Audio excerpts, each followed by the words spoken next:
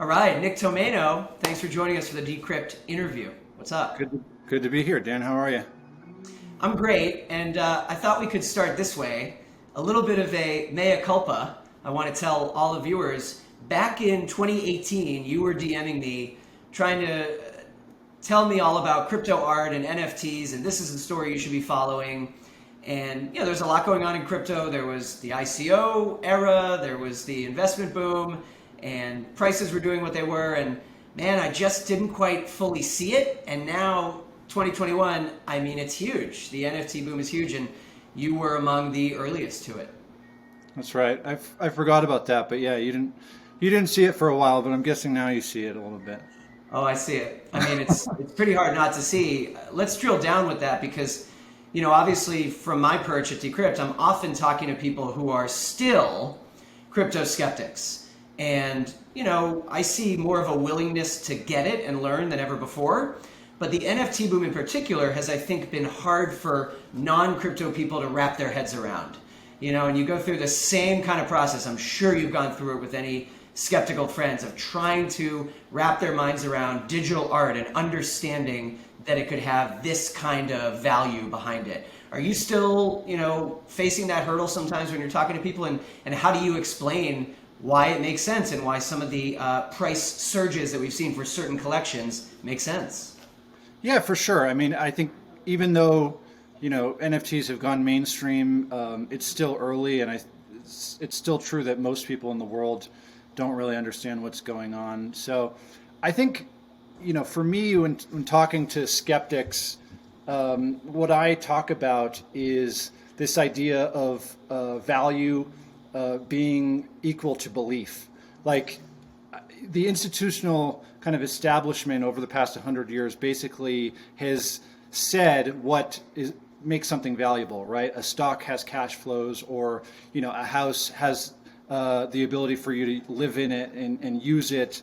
But I think what's happened, in the past year or so with both like meme stocks, meme cryptocurrencies, and NFTs is that random people on the internet don't really care what the institutional establishment says is valuable, right? If a collective group of people on the internet believe something has value, it has value, and it's really exciting if you're part of it.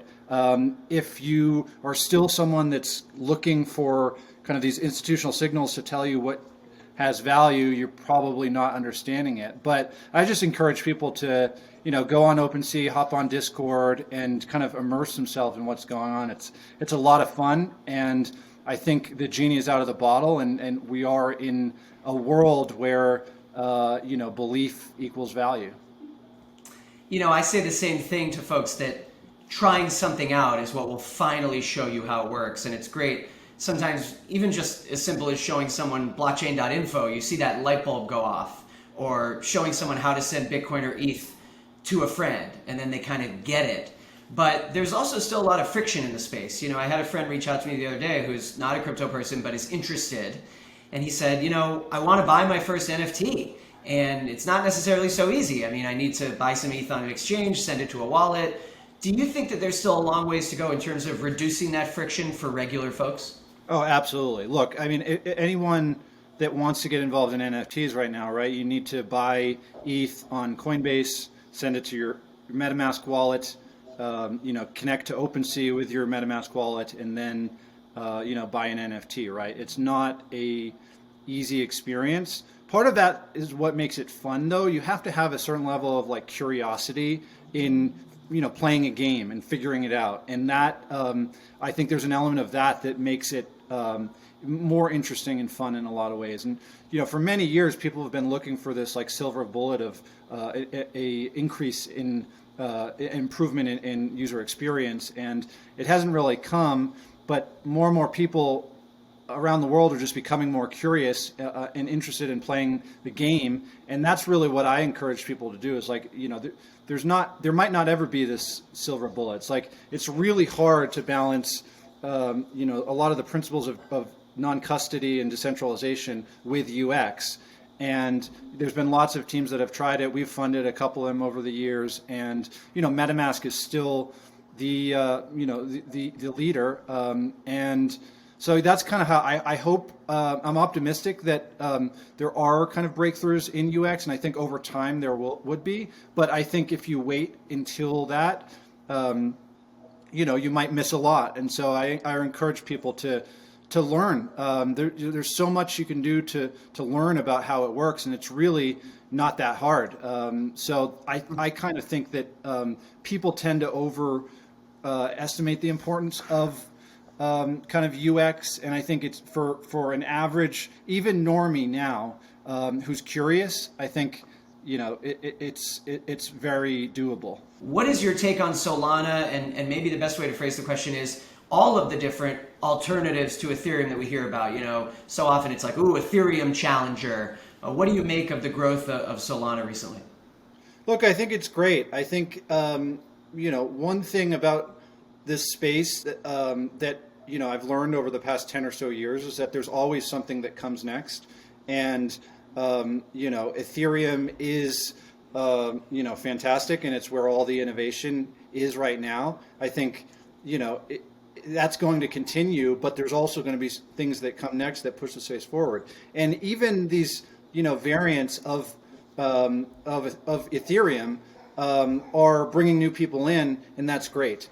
I think where I would be a bit more skeptical of things like Solana is that I haven't really seen anything new, that's really pushing the space forward, right? If you look at Solana right now and look at NFTs in Solana, you have Soul Punks or whatever, you have Soul Apes, all of these kind of variants of things that are on Ethereum, and that's great because again, it's bringing new people in. But these things can be fleeting, right? And so I would caution retail who's aping into a lot of these copycat things on different networks. I'm very open to the idea of like really new innovations happening on them, but that's kind of how I view it. There's also trade-offs.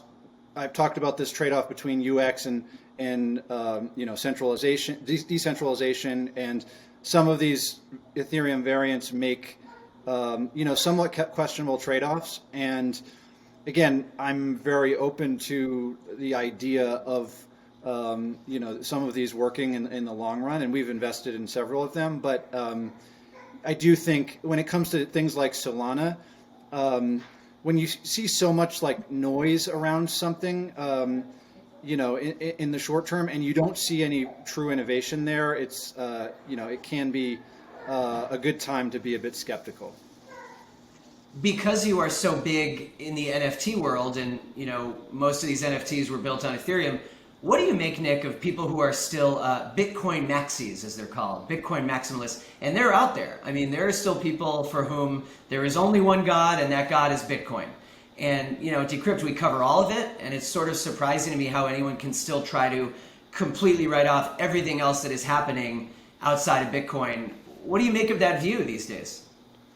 Look, it's a religion, it's a belief, and again, what I said about this kind of new age of meme investing on the internet is that if you believe something has value, you can meme it to having a lot of value, and a lot of the Bitcoin maximalists just truly believe that Bitcoin is the only thing that's valuable, and who am I to take that away from them, right? That's what they believe. I have a different belief, and I think the great thing about like markets is that in the long run, kind of the market kind of dictates the truth, right? And so, when I started my fund in 2017, there was a lot of Bitcoin maximalists. I used to be a Bitcoin maximalist. I mean, at Coinbase in 2013, we were Bitcoin maximalists, and over time, when we saw real kind of innovations that were pushing the whole industry forward and bringing new people into cryptocurrency, that's what we ultimately cared about, and so we adjusted. But if you look at my fund since 2017 and our performance versus if you just held Bitcoin, I mean, the outperformance is insane, and that's ultimately the market. As I said, the market kind of dictates the truth, and people can be loud on social media and stuff, but ultimately, it's like I think the market is my favorite source of truth. So. Yeah, good answer. And you mentioned your firm One Confirmation. I mean, you, Nick, are on the board at SuperRare, and you guys invested in OpenSea's big round in 2018. I want to make sure I ask your take on a recent news event. And in crypto, so much happens. You never know weeks or months from now, looking back, whether certain things will prove to have been really significant or not. But this issue at OpenSea with an employee buying early on NFTs before they were listed, and some media outlets framed it as a form of insider trading. What did you make of what happened there with that situation, and did you feel that people kind of misframed it? Well, I would say for any marketplace that's bringing a new asset class like into the mainstream, trust is the most important thing, right? And I learned that from my time at Coinbase. For Coinbase and for OpenSea, trust from consumers and the ability to show time and time again that you're doing the right thing for users is the most important thing for any consumer marketplace like OpenSea. And clearly, what happened, abused that trust, right? And so, that is something that can't happen. That like we won't tolerate it at Coinbase or any marketplace that we're involved in. And so I think what happened there had to happen. At the same time, it was a little bit disappointing to see the reaction from Twitter. Like I'm not surprised by it. Everyone kind of likes to take shots at the king, right? And OpenSea is the king, of NFTs right now, and it's a lucky position to be in. And the hard work of Devin and Alex, believing in NFTs when no one did, and persisting through the years when no one cared, is what really got us there. Not just Devin and Alex, but the whole team, of course. But quickly people kind of, it seems like, forget that and just want to throw shots and get their the pitchforks out, and you had this kind of mob mania around attacking OpenSea, which again I think that's human nature and not super surprising, but just a bit disappointing. You mentioned your time at Coinbase. You were an early employee at Coinbase. What do you make of where Coinbase stands now? There's so much going on. Brian Armstrong tweeting about threats from the SEC. Meanwhile, Coinbase listed Shiba Inu token, and it's just one example, but a lot of people point to that and say, Coinbase is now just listing anything. Is it still kind of the top dog to beat in the exchange race? And who should Coinbase be more worried about? DEXs, Robinhood?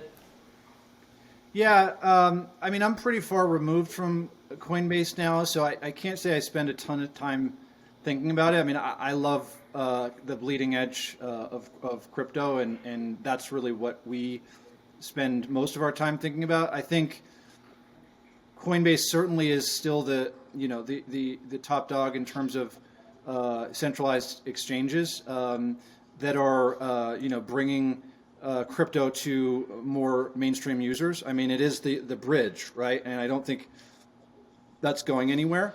I think there's a few things to consider. One is obviously DEXs, but DEXs, and we're very bullish on DEXs. We've invested in a number of them, and I think the idea of non-custodial exchanges that you don't have to trust a counterparty, and you just have more control is very powerful. And also the fact that you own it, meaning these all have tokens. That's also certainly powerful. But the DEXs can't do the fiat on ramps, and so the crypto to crypto stuff is certainly. I think DEXs are going to continue to grow there, but when it comes to USD to crypto, I think, and other fiat currencies around the world into crypto, I think Coinbase is has a lot of room to grow still, and we're still, I think, in kind of early innings of crypto adoption, and Coinbase has a really nice place to stay there, in my view. But again, it's not something that I spend a ton of time thinking about at this point. Last question for you, Nick, while we have you. We've talked a lot about NFTs, and obviously part of the broader DeFi world, and DAOs are also part of that Venn diagram. A number of DAOs have formed for collectives who buy up NFTs and flip them. DAOs have really taken off as kind of the newest way to group together. And even us at Decrypt, we are working on, as we announced a week ago, a media DAO, some form of collective for some new decentralized pipeline for content. You're so deeply entrenched in this world. I mean, what do you make of the rapid rise of DAOs? What is their usefulness? What is your advice for us as we craft and play in the sandbox with our own DAO? So I think DAOs are very interesting, maybe a bit overhyped right now. When it comes to people's interest in DAOs, I really think, and the long-term success of DAOs, I think about a few things, right? I think about like the decentralization of ownership, which is super important, right? And so DAOs allow more people to own things, and so NFT investment DAOs as a category I think is really interesting because you have these high value NFTs that most people can't afford, but people can collect their capital together and invest in those. So that's really exciting, and I think that's just going to continue. Like, I wouldn't be surprised if the next really mainstream thing that happens in crypto is when you have all the people that, all the friends from home, right? I'm sure you have friends from home that you're on text threads with talking about meme stocks or talking about crypto or these investments. When there's a product that can really easily make all your friends pull together capital and then buy these together, I think that is something that I could see really going mainstream. But I think that the challenge, so the decentralized ownership piece is great. I think the challenge is still the decentralized decision making, right? And that's something that really no one has figured out. And I still tend to think that, especially when it comes to investments, I'm obviously biased, but I think having a more centralized decision making on the investment side is the best way to invest still. And this might change over time, but I think having all your friends come together, and invest in NFTs, and then them all vote equally probably doesn't make sense, right? You probably are the friend that knows the most about NFTs, and it might make sense for you to be the decision maker on that, right? So this is specific to investment DAOs, I think, but it's more broad to all DAOs. It's like no one has figured out how to do great decentralized decision making, and that's there's going to be lots of trial and error there, and that's why I think it may be a little overhyped in the short run because there's no great way to do it yet.